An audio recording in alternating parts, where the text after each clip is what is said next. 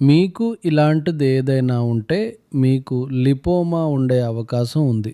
పుదీనా, కొత్తిమీర, కరివేపాకు, పచ్చిపసుపు, కొద్దిగా సైంధవ లవణం మరియు నీటిని తీసుకుని ఇవన్నీ ఫ్రెష్‌గా బ్లెండ్ చేసి ఒక జ్యూస్ తయారు చేసుకోండి. రోజంతా ఇంకేమీ తినకండి. రొట్టె కాదు, అన్నం కాదు, పండ్లు కాదు, టీ కూడా కాదు.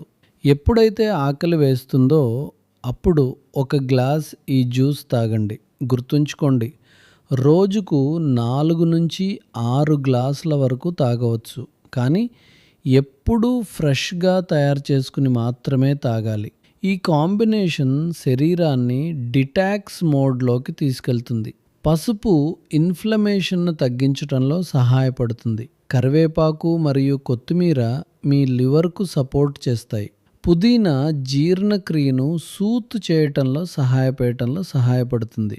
సైంధవ లవణం మినరల్స్ మరియు విటమిన్లను బ్యాలెన్స్ చేయటంలో సహాయపడుతుంది.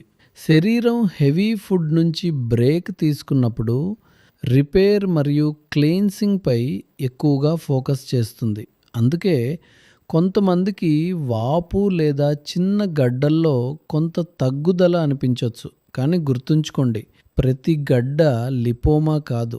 గడ్డ నొప్పిగా ఉంటే, దాని సైజు పెరుగుతుంటే లేదా గట్టిగా మారితే డాక్టర్ సలహా లేకుండా కేవలం ఈ జ్యూస్పై మాత్రమే ఆధారపడకండి.